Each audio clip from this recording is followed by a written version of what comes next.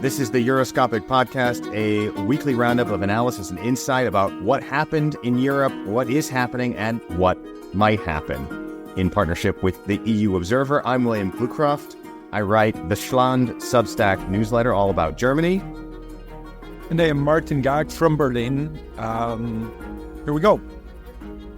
And today I'm actually based in Augsburg, southern Germany, where it's sunny and a little bit nicer. Today is Monday, February 12th, 2024. So some events may have changed by the time you hear this podcast, wherever your ears go for podcasts. You can also subscribe to our own Euroscopic Substack for free. And of course, do check out euobserver.com for our podcast and all the latest news from around the European Union. Martin, another week.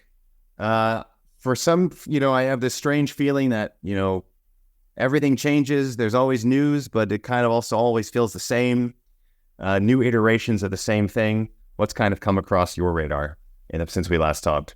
Well, the weather is still miserable in Berlin. Things are not necessarily changing, but they're becoming more interesting in terms. They're evolving.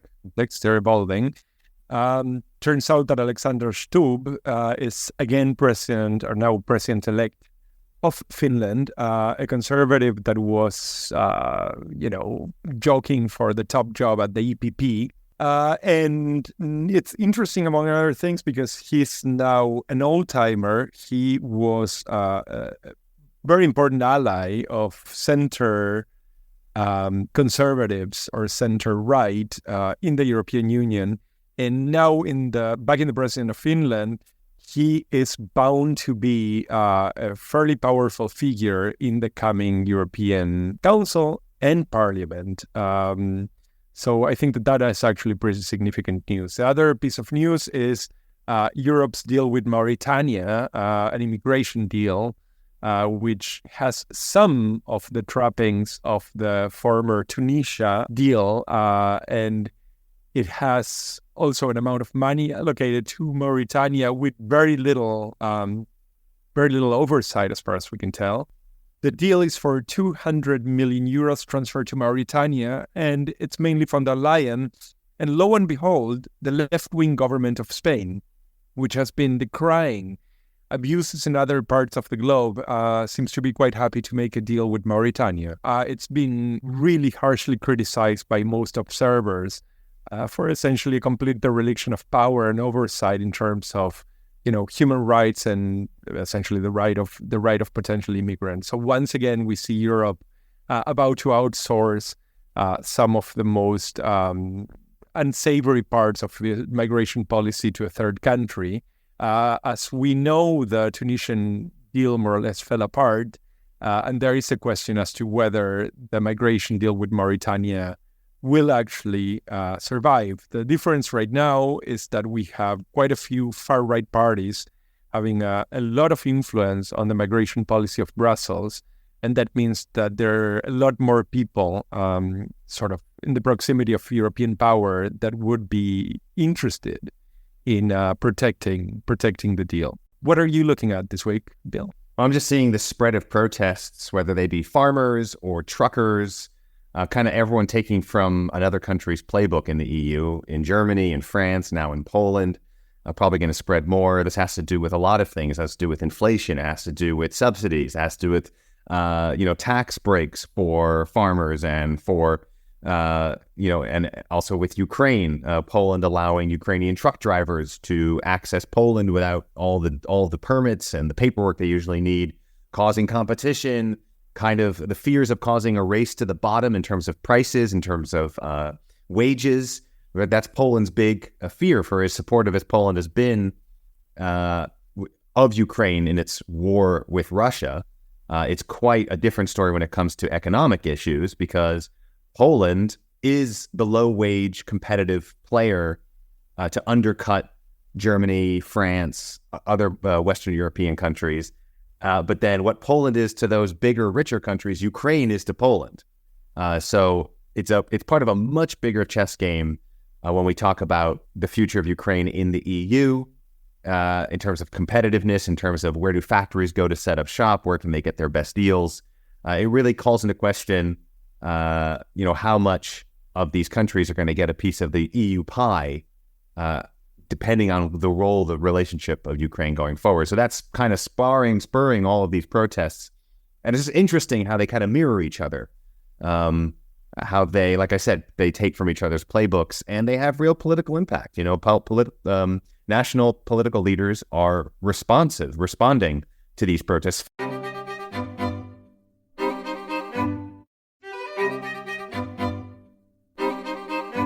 Okay, well, the main story, much to my chagrin, because I don't like making a former and maybe future president of the United States the main story just because he opens his big mouth, is Donald Trump's recent comments on the campaign trail in the U.S. about how he might handle NATO members who aren't, in his view, or I should say, and also NATO's view, not paying their fair share on defense spending. If NATO countries do not reach their 2% defense budget, that he would encourage Russia to attack those countries. So that has, of course, another ripple effect, another, setting people off on the European side about what that really means for European security, for the future of NATO, should Donald Trump become president again, which is not an impossibility, as many people and many listeners of this podcast and readers of EU Observer know. He did say that he sees no reason for the U.S. to come to a member state's aid if attacked, basically the Article 5 commitment, if they haven't paid their fair share, which is the 2% of GDP, which it's always important to note is not a Donald Trump line. That is an agreement that came into force in 2014 under Barack Obama. Donald Trump is not unique among U.S. presidents for having issues with European partners not paying their fair share. It's just that Donald Trump, like most of the things he talks about in a much more aggressive way than maybe allies might prefer to be talked to. So that, of course, is setting off a lot of alarm bells, but of course, those alarm bells are already going off and renews the debate about what, of course, the French love to think about in terms of European sovereignty when it comes to security. Martin, does this shock you at all? I mean, Donald Trump is being Donald Trump, right? Does it shock me? Yes. I mean, to some degree, it does. I think that the main reason why it does is because this is no longer 2019. We are sort of in a very different, much, much more dangerous political context and geopolitical context. It's worth saying that the latest line was actually uttered during a campaign stop in South Carolina, if I'm not mistaken, where people have really very little interest in geopolitics by and large. That's not sort of essentially a voting public that would based its choice on NATO or European security, but nonetheless, I mean, it was sort of dispensed with the usual Trumpian gusto, I would say, and of course, the sense was that it was a message sent across Atlantic.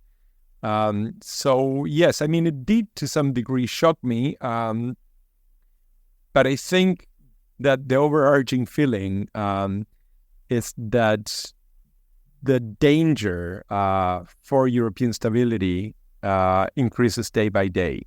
I mean, the first line where he said, why should we come to your aid if you're not pulling your weight?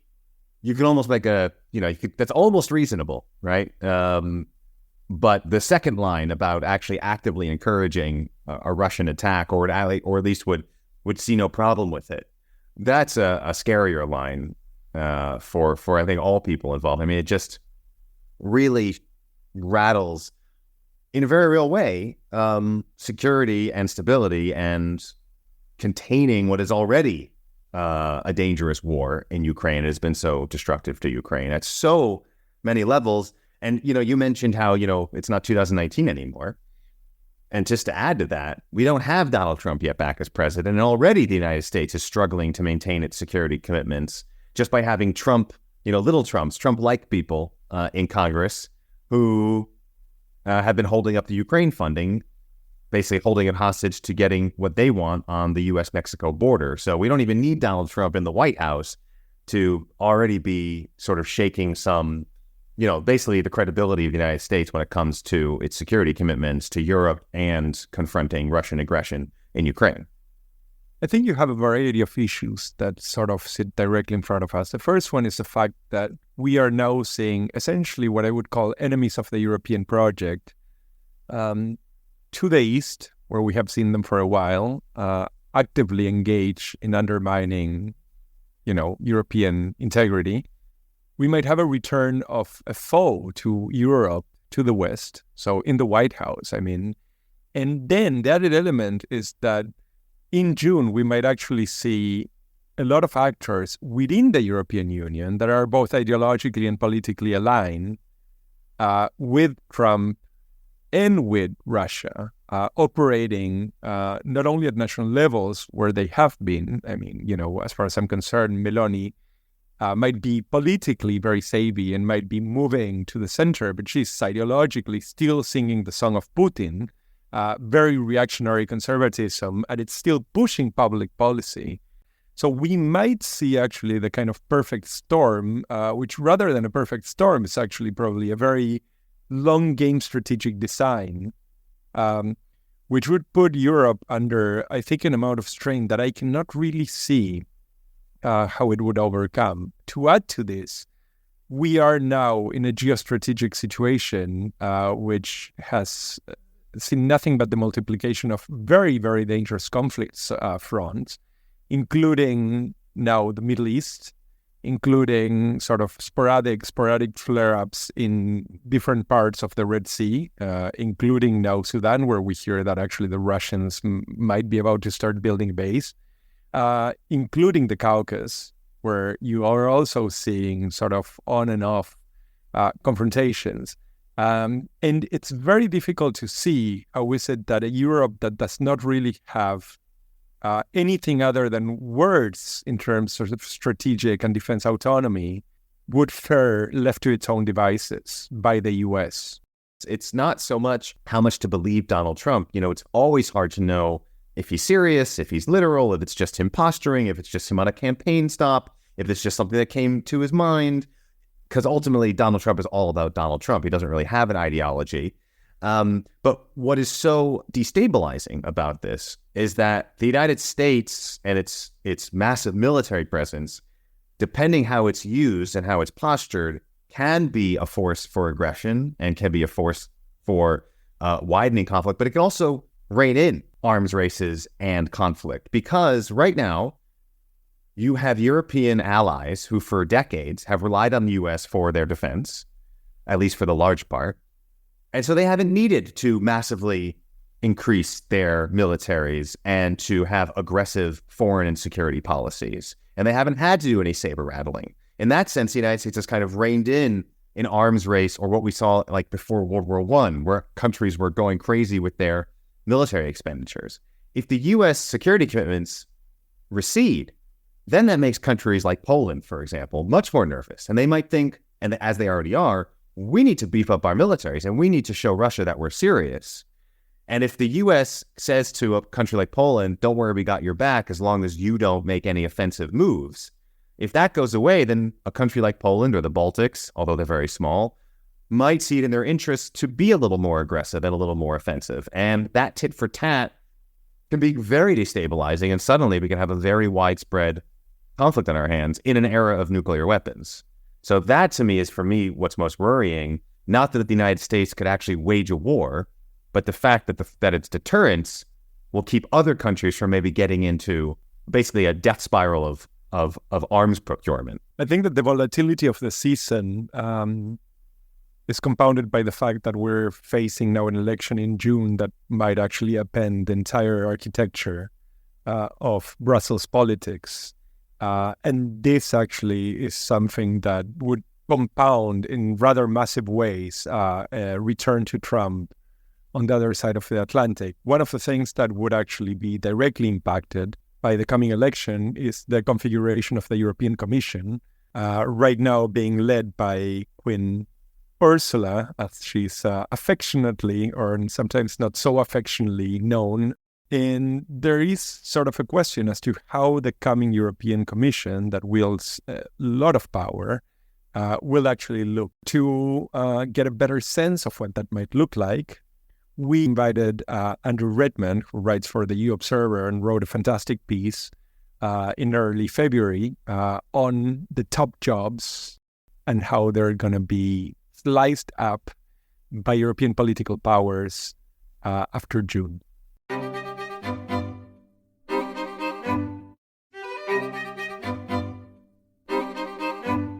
So here we have with us Andrew Redman, who writes for the EU Observer. And on February 6th, he wrote a piece on top jobs coming up in the European Union in Brussels. Hi, Andrew. How are you? Hey, I'm very well. Thanks for having me here today on your podcast. So the EPP has already, both in the Parliament and the Commission, started to gesture, a much more right-leaning agenda. Do you see this translating into the European Commission? I don't see that somehow. Like the rise of the far right has been foretold the 20 years that I've been doing this job, but they never really arrived. We had Le Pen almost winning the French presidency once we thought she got the second round. And I'm I don't think that they're going to arrive like an earthquake after these elections, despite what polls say. Now, especially if von der Leyen stays in the Commission post, she'll be in her second term, which will make her a little bit more politically independent, no matter what happens in the Parliament.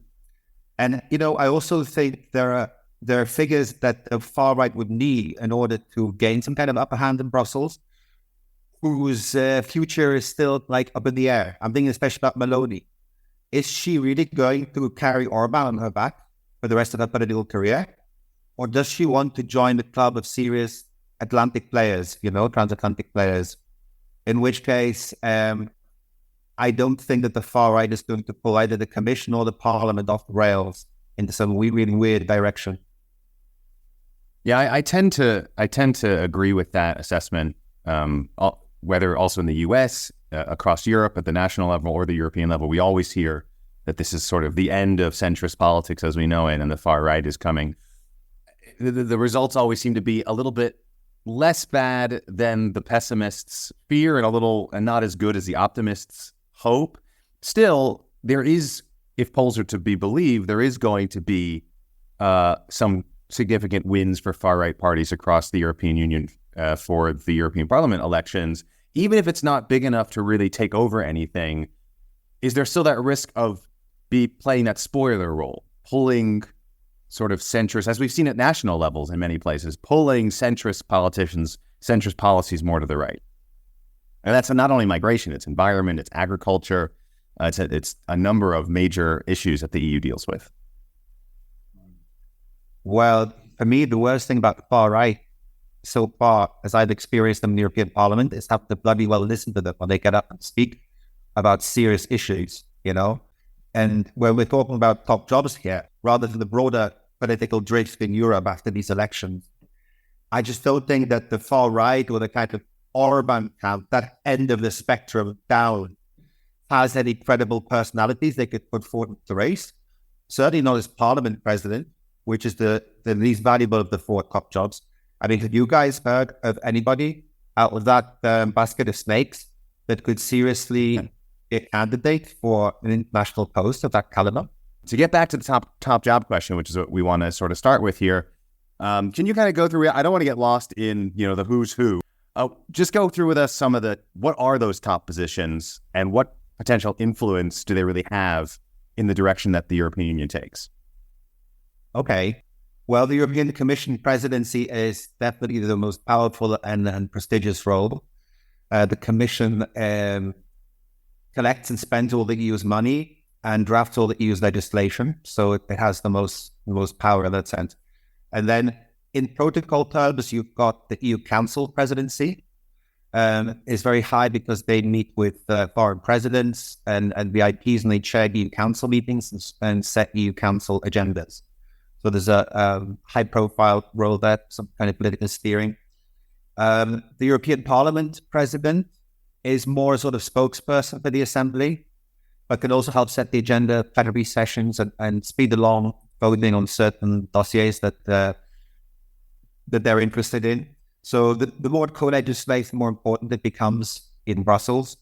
And then at the next level, you have the head of the EU External Action Service, currently filled by the Spaniard Josep Borrell, that you've seen flying all over the world, talk about Gaza recently. That's become much more important because there are so many more conflicts in the neighborhood now. So that position as a sort of firefighter, international firefighter, is the fourth one in the race. That's what people are going for. Do you have any picks? I mean, do you have any thoughts as to how those four are going to fall? I think the most predictable one is, as we've said, von der Leyen staying where she is, and then maybe getting Callas in for the foreign policy post, because I think we need an Eastern European in right now, especially as we've already referred a little bit to some of the worries around NATO after Donald Trump's insane comments, but also before. So I think in order to reassure some of the Eastern member states of the EU as well as NATO, a defense or foreign policy-oriented post for them would go down great. And in the council, I would like to see Mario Draghi personally. He seems to be this sort of steady pair of hands, even though he maybe lacks charisma or works behind the scenes. But especially if we're going to go for treaty reform and enlargement, it would be good to have a sort of almost technocratic and highly competent figure at the heart of things politically, especially in EU councils. Yeah, of course, Mario Draghi was also the man famous for saying whatever it takes in terms of saving the euro, and is somewhat credited with keeping the euro afloat in those crisis years in the early 2010s. So as you say, he's quite a known quantity at the EU level. But I'm glad you brought up the foreign policy aspect, which is really your beat at the EU Observer, and the most recent Trump comments about the U.S. vis-a-vis NATO. I thought maybe we can get into that a little bit more. What is sort of the EU? What have you been hearing is the EU foreign policy response to Trump's latest comments? Well, there is no such thing. I mean, they're going to probably be asked about it in the midday briefing at the European Commission today, or have been at least maybe so an hour ago since we went on stream here. But at the end of the day, that they're not going to be in the business of commenting on unhinged remarks by this very strange and divisive character on the other side. It will be still say they don't want to interfere in the elections. They don't comment on comments. They just want to stay away from that and hope that it was just some kind of crazy piece of rhetoric, that his mouth just ran away with itself, rather than some line that he's actually going to pursue and work with. Like, if he repeats it 3 times, then I guess that he was going to have to see that the Sandman's really coming. Say something about it. There has been quite a bit of expression of concern across European capitals, right? That this could really become essentially the next White House. And I wonder in what way does this actually, perhaps even in the background, helps to emphasize a certain concern as we're seeing, okay, fine, it might be true that we don't see a full far-right wave. But it's also true that we might actually see in the European Parliament quite a few people that are ideologically and perhaps even politically aligned with Trump, saying really remarkable things about NATO. I mean, I just don't think that, even though Trump's remarks caused the ripple of commentary by Stoltenberg and others over the weekend, I don't think they changed anything. He said mental things when he was president, when he was commander-in-chief, or shortly before he was elected commander-in-chief the first time. He was urging the Russians to hack his own country's elections, And then he had this bizarre love affair with Kim Jong-un. He used to text nonsense in the middle of the night. There's no point in framing policy around something the guy says. And I think that right now it's business as usual for NATO. I mean, I don't think that the tripwire forces on the Estonian-Russian border are like... they'll probably be discussing this around the campfire, but I don't think it changes anything about the state of readiness or what the generals are discussing at the NATO Council with Ukraine and in the defense ministers meeting this week. I mean, it might well be the case that we do not have enough clout in a far right or a far right wave, but we already have seen things like Oliver Verhali, from essentially affiliated with Fidesz, who almost incomprehensibly, one would say, got under the von der Leyen Neighborhood Enlargement Commission. So there is already a precedent for a party that is essentially not really even part of the main, political muscle of the EU to get gifts and appeasement offerings in the Commission. I mean, is this something that you think it's at all possible with Meloni sort of straying towards the center, with, the Rassemblement National in France essentially now polling at 33%, actually double the numbers of Macron and his lineup?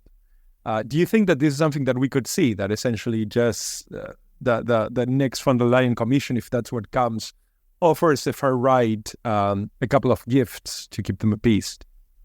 The second tier top jobs in the EU institutions have been given to outlying parties. Also, of course, Poland got the agriculture portfolio, which is very important to the Law and Justice Party economically, it helped potentially. One wonders what the far right's ideal commission portfolio would be. Obviously, migration, right? They already called it migration and protecting the European way of life last time, which was an embarrassment. And Margarita Skinas could quite comfortably, the current commissioner in that role from Greece, some of the things he says and some of the attitudes he has toward migrants would already belong with the far right, if you ask me. So perhaps that would be a portfolio that they would want to take, which would be a sad day for Europe, to give these people control of the budgets and daily security of victims trying to cross the sea to get to Europe. Do you think that there is any possibility of kind of resistance within the EPP to giving these offerings or to making these alliances? I hope so, but I don't know that the EPP political landscape well enough to say it might really stand up for that, creating this kind of cordon sanitaire around. Normally in the parliament, you rely on Nordic MEPs, you can usually count on the Greens, the Liberals, the Socialists to some extent. They are kind of values-driven action, keep people out. Among the EPP, I find a little bit more difficult to read. And I don't see any clear sort of knight in shining armor there who's going to save the EPP from Weber's mediocrity and kind of deal-making inclinations and the temptation to, at least, I would see Meloni going in with them. I'd like to see Meloni going in with them and then just leaving Orban and Morawiecki alone in the ECR. I think that would be a nice scenario, to absorb a leader who has a far-right past, but who seems to be crafting a new political vector for herself, and then just leave the losers in the ECR. I don't see why we necessarily have to think that they're going to get something out of this. Andrew, I'm curious, you mentioned very briefly about when we were kind of going through some of the names of who potential candidates could be for some of these top jobs, and you mentioned Kaja Kallas, the Prime Minister of Estonia, needing the importance of the Baltics. Yeah. Can you give me a view of what role might the Baltics, Poland, even the Nordics be playing in a future European Union and European Commission, given sort of the new security situation vis-a-vis Russia, Sweden and Finland, part of NATO, and a lot of these Eastern European countries, kind of a big I told you so about Russia to some of the Western European countries? Yeah, I think the credibility has risen in that sense, just to pick up on what you said at the end. I think obviously the return of Tusk in Poland is huge in terms of that whole region's profile in Brussels, going forward, and EU summits going forward. But specifically in terms of candidates for EU top jobs, because they have to get someone, I think, this time around, right? They've been overlooked and overlooked and overlooked. Now they're on the front line. Now their credibility is higher than ever. I think Sikorski is somebody that I'd love to put forward. And I know that Poles love him, even though he's been caught in wiretap scandals, turning the air blue in some restaurant, even though he's shut his mouth about Germany in the past. I think he will be somebody that the region would get behind, but that Brussels couldn't. So I think that Callas is maybe the best compromise candidate I can think of. And I've been in press briefings with her. She can say lacerating things with great charm, about the way that Orban backtracks in summits and two-faces the media and so forth. She can slit your throat with a smile. So even though she doesn't have maybe some of the weight of the Polish candidate like Sikorski, I think she's reading from the same playbook anyway, and the region could get behind her. Andrew, thank you very much.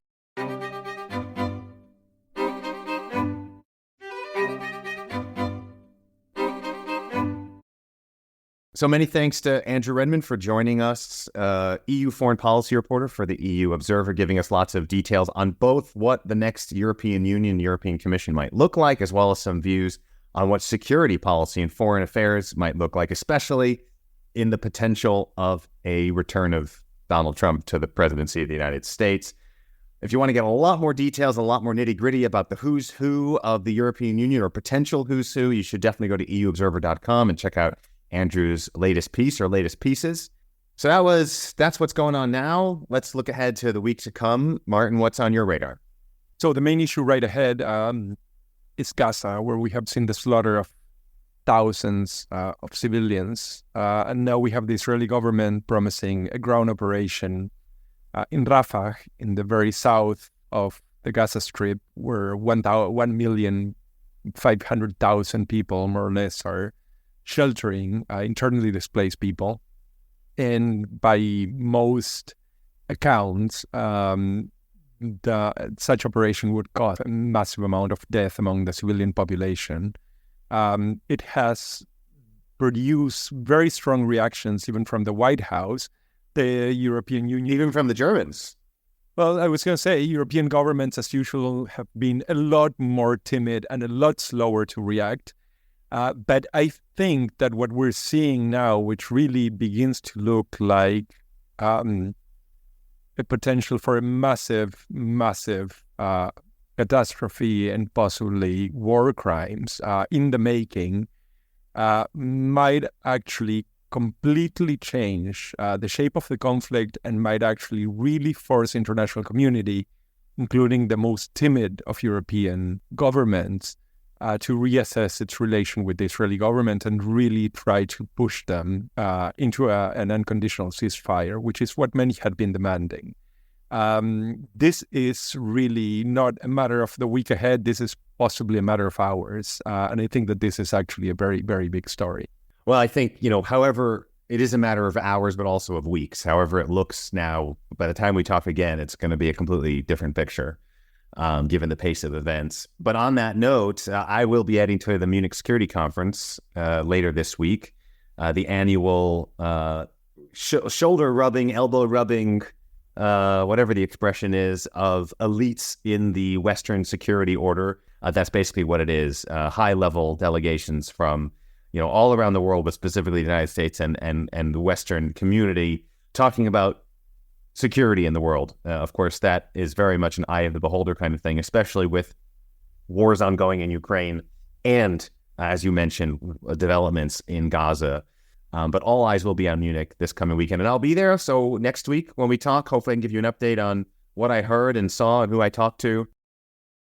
Been lovely seeing you again. We shall talk in a week from now. And once again, we invite all our listeners, to subscribe to our podcast, to listen to us, as you like to say, wherever their ears take them. We invite them also to actually browse attentively through the EU Observer set of articles for anybody interested in European politics. So until next week, I'm William Glucroft. And I'm Martin Gack. Thanks so much.